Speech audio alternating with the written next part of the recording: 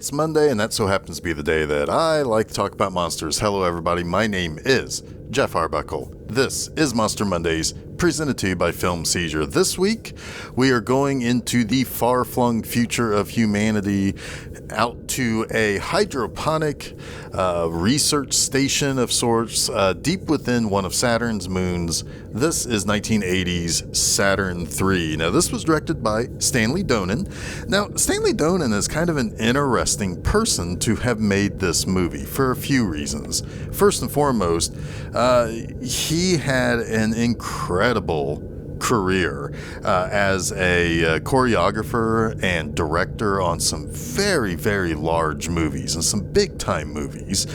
He co-directed Singing in the Rain. He did the movie Royal Wedding, in which it featured the rotating room in which Fred Astaire would like dance on the wall and then on the ceiling and then back to the floor and so forth. That's a big time achievement in filmmaking. He is incredibly admired by big time names like Steven Spielberg, Stanley Kubrick, Guillermo del Toro, Jean-Luc Godard, Martin Scorsese. All of them point to Stanley Donen as being hugely influential and admired for the work that he had done. Later on, he did make some non-musicals like Charade with Cary Grant and Audrey Hepburn, another huge movie.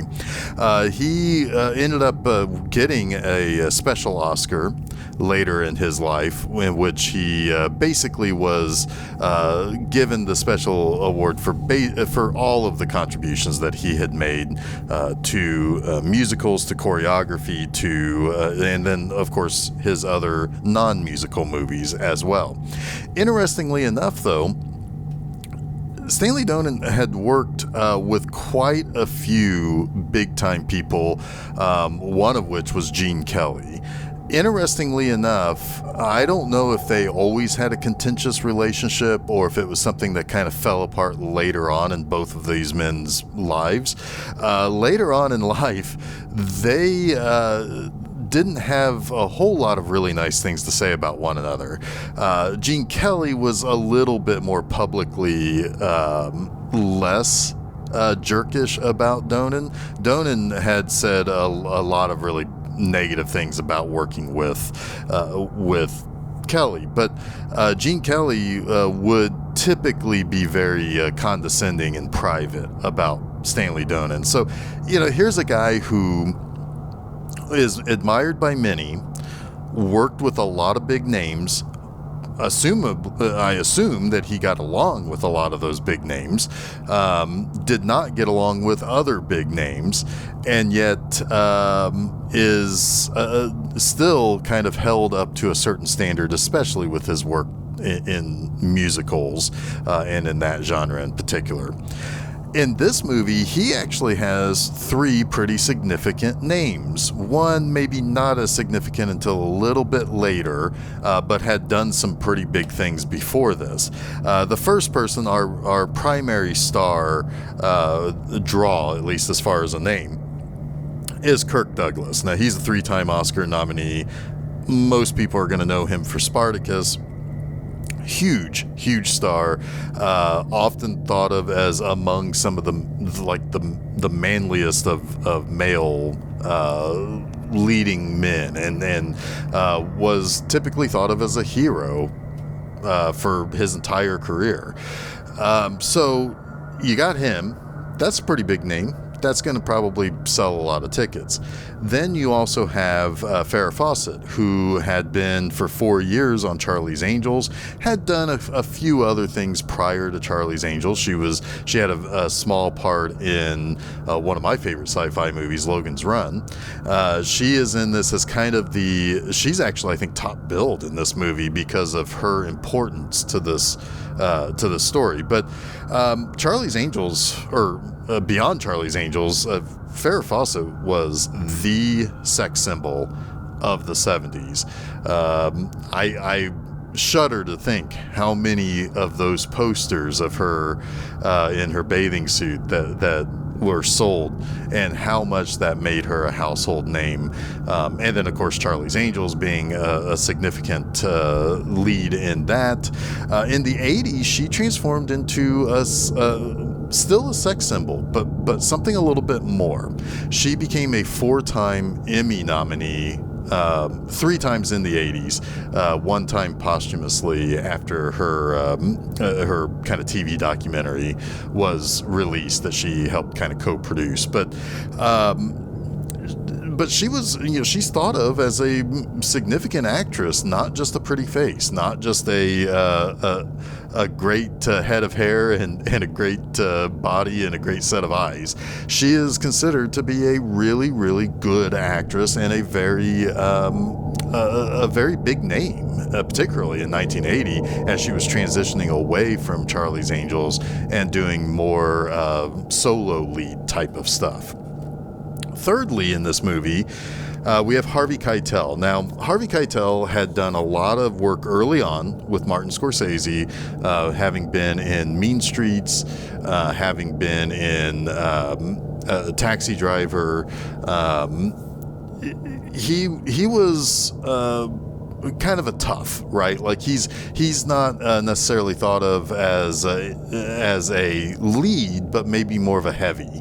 Certainly, he's the villain in this movie for a good chunk of this movie. So he was really kind of in the 70s had become a name. Now, he later would get his career resurrected by having been in a couple of pretty good roles. He was in The Two Jakes, which we talked about on Film Seizure last year. But he was also he got a Best Supporting Actor nomination for his role in Bugsy with Warren Beatty. That really jump-started and restarted his career, and he had a pretty great 90s after that. He worked with Quentin Tarantino in both Reservoir Dogs and in Pulp Fiction. And he got to be in Bad Lieutenant, which was kind of one of those kind of 90s kind of scuzzy, little bit more exploitation, but when the 90s did exploitation, it was deemed a little bit better than the 70s did. And that was one of those movies that was kind of part of that era of kind of dirty, gritty, anti-hero, unlikable lead types of movies that Harvey Keitel was in the center of.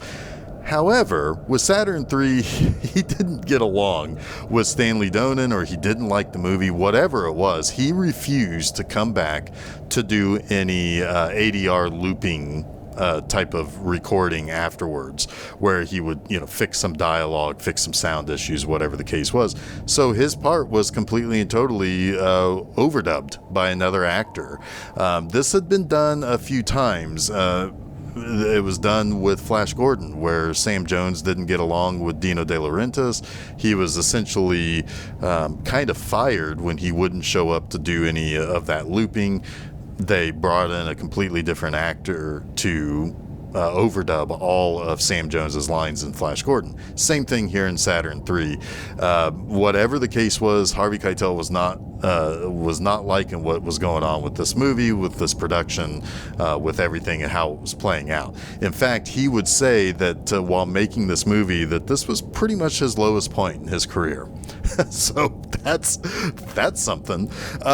I will say, before I get into the brief overview of what this movie is, because it's a very simple movie. It only really features 3 actors and a robot, a mechanical 4th character for the vast majority of this movie. But this movie is not very well liked. But I will have some things to say at the end. I understand going into this movie that this movie was panned. It was very, very much disliked. It was thought of as a very cheap and very stupid sci-fi movie that was very cynical in approaching its audience and so forth. I'll have more to say about that towards the end.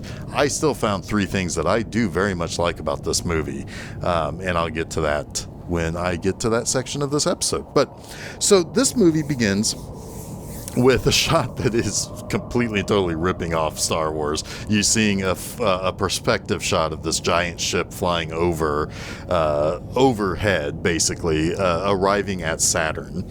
And we have Captain Benson, who is Harvey Keitel. He was deemed unfit to go on this mission that would essentially place him at the Saturn III research facility with these other two people.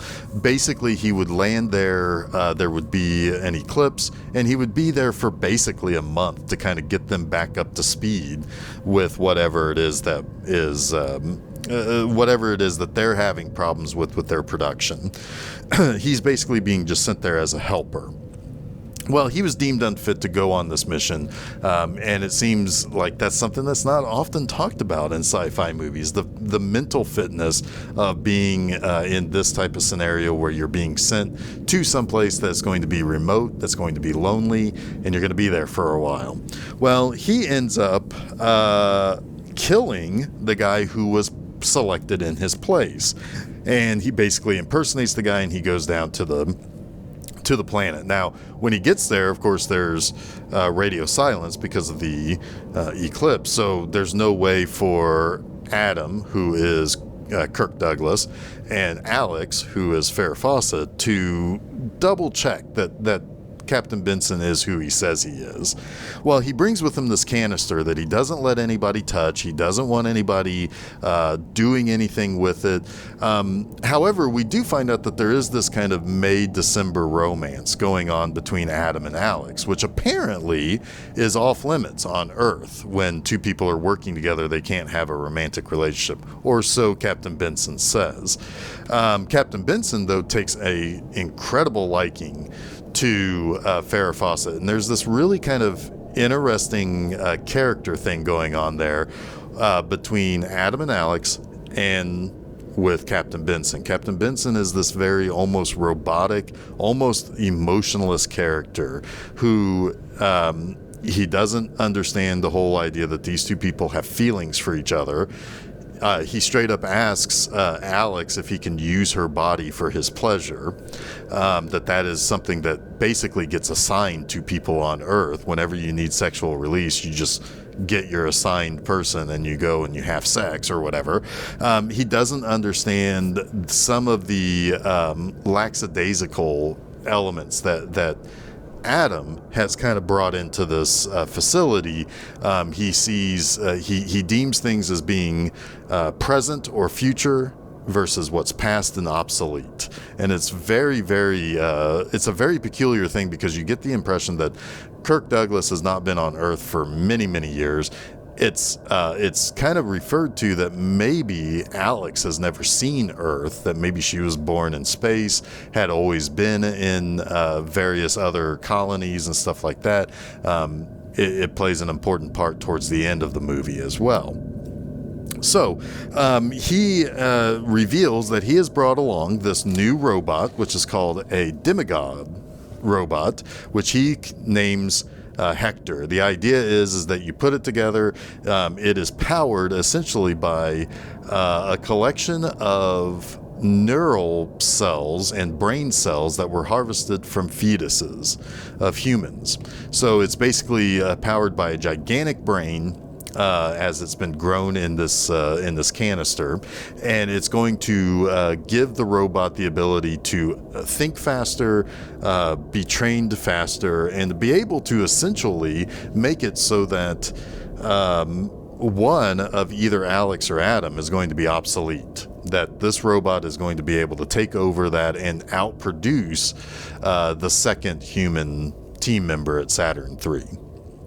Well, we find out that Hector is being programmed and is learning things by this direct interface that it's like this kind of radio control that Captain Benson can put into his brain. And there's like a little thing at the base of Captain Benson's skull where he plugs this thing in and he transmits his thoughts to Hector. Well, the problem with that is that Captain Benson, A, is unwell, B, has an unhealthy attraction to Farrah Fawcett, which I mean, that kind of fits. I think almost everybody had an unhealthy attraction to Farrah Fawcett in 1980. But then also, he committed murder, which is a problem. Well, the robot is able to start picking this up when Captain Benson unwittingly kind of leaks this information to Hector. Well, Hector also begins to imprint onto Captain Benson and basically starts becoming him, but in a much more powerful body and in a much less ability to kind of control the good and bad nature of it. So then at that point, he starts the robot starts rebelling. Captain Benson and Adam are able to stop the robot, and Adam forces Benson to disassemble the robot. However, the robot mentally or psychically or whatever starts taking over the other robots in the station, and they rebuild Hector, and he goes on a rampage, kills Captain Benson, and basically toys with and hunts down Adam and Alex for his own personal needs. And that need, we find out, is that he wants to essentially take over Adam and basically keep Alex for himself in this secluded station, this hydroponic station. However, Adam realized earlier on that while Hector was a very quick learner and he was very good at chess, the one thing he didn't learn was the idea of sacrifice. So Adam was able to use that against their captor and has sacrificed himself to basically blow himself and Hector up to end that threat. The movie ends with then Alex finally being able to get to go to Earth to see what Earth is all about. And it is... It closes with her basically looking happily and hopefully on the Earth of this far-flung future. Now let's get to my 3 things that I like about this movie. And the first thing I'm going to say before I actually get into my 3 likes. 1, I think that there are a lot of concepts here that when people say, why are they always remaking good movies? Why not take something that didn't work or wasn't good and remake it into something that does work? This movie is heavily inspired, I think, on the idea of Frankenstein, a Frankenstein monster that becomes... the creation becomes its creator, and it ends up becoming demented from that. That is definitely in this story, but there's a lot of things. There are a lot of things in this movie that I think could be explored in a much better movie, in a much higher production value. However, I still don't have a whole lot of bad to say about the production value of this movie, but there's a lot here that can be played with and that can be certainly explored in greater detail and in greater ways. And I think this is the type of movie that is ripe for this type of thing, where everybody always says, stop remaking good stuff and making it worse. Take something bad and make it better. This is a movie that can do that with. And my first like for this movie is that there is a shot at the beginning of the movie in this huge spaceship that Harvey Keitel ultimately launches from to go to Saturn III. And it begins with this really cool shot of these silhouettes of people on this ship that are basically all marching in formation towards these towards this cargo bay or this launch room. And it really kind of sets up this idea that these people who are not on Saturn III are almost inhuman in a way. They are robotic in their own way. Now, we do see somebody that Benson kills who is very colloquial and very, he seems very human himself. But it fits this coldness that Benson kind of comes from, and this coldness of what this world is in a society that is very restricted because of the population problem and resource problem and all of these things. And it makes for this very striking image to see these people only in silhouette, moving and standing the way that they are. It becomes kind of spooky in a way. Number two, which is kind of tied to that first shot, there's some really cool design work here. While I know a lot of critique of this movie is that it's very cheap looking or that it's very shoddy in how it's put together, I don't feel that way at all. I think this movie is very well designed. The spaceships are pretty cool, but really the interior that is used for the base or for the Saturn III Research Center and for the spaceship that we see at the beginning is very interesting. And Saturn III itself is seemingly kind of realistically designed. It's built into caverns, it's built underground. There are the ways that the doors work to help pressurize things, what they are doing there, how they are, growing plants in unhospitable places. It feels very it feels right in the way that it's designed and the way that it's put together. The one thing that I think you can say about this movie that does kind of, while the design work and the way things look, the way the ships work, the way the interiors of the corridors and the lab and all of that at Saturn III, I think those are very exciting things and things to look at and things to kind of say, hey, that's a really cool and seemingly plausible way that you would build something like this.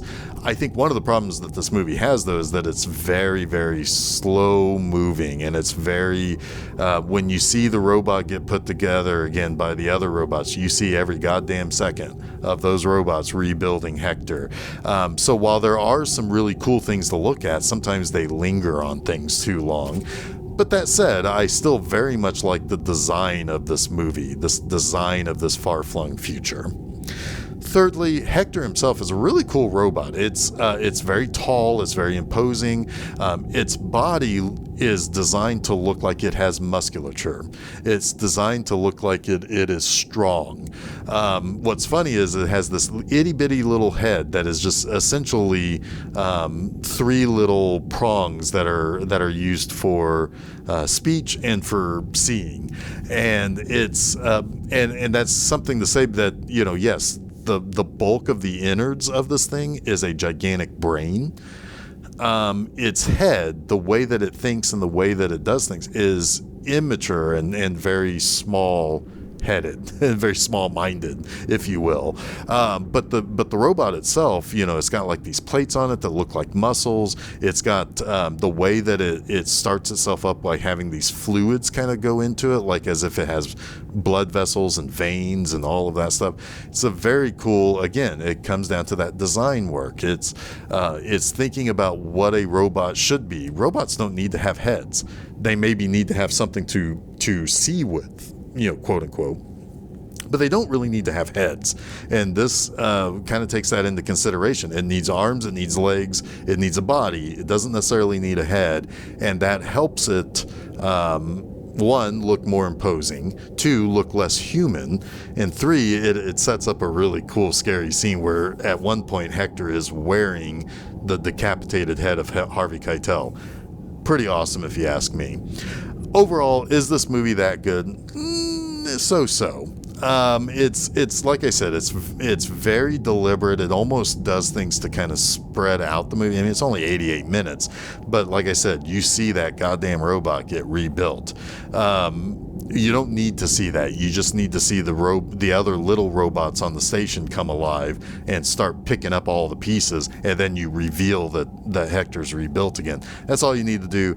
It lingered on that too much. It's a little bit too mechanical in that sense. However, there's a lot of really neat things to look at, and I'm not talking about Farrah Fawcett, although you can look at her too, and you'll probably be satisfied with that. Anyway, I think it's a perfectly fine little interesting early 80s sci-fi movie that was coming out during the boom of Star Wars, the return of Star Trek, all of that stuff. But it has things that you can take from it and possibly make an even better, more exciting, more quick-paced movie as well. But your mileage may vary on that.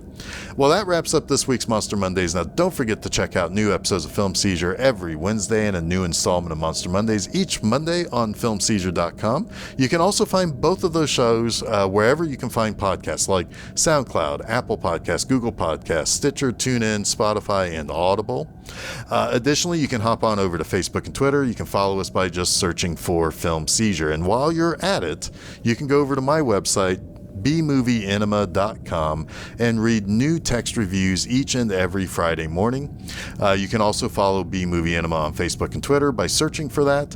And then you can also go over to YouTube and you can subscribe to the B-Movie Enema channel. You find a bunch of clips of stuff that I used in articles. Sometimes it's funny watching clips out of context because, it's weird. But you can also find my show, B-Movie Enema, the series where I host a movie in just a few weeks. On September 11th, season number 2 will be starting. So it's a good idea to follow me on Facebook and Twitter. Make sure that you bookmark the page, subscribe to the YouTube channel, get all of that stuff so that you can be ready to watch new episodes of B-Movie Enema as they premiere. But until next week, stay spooky.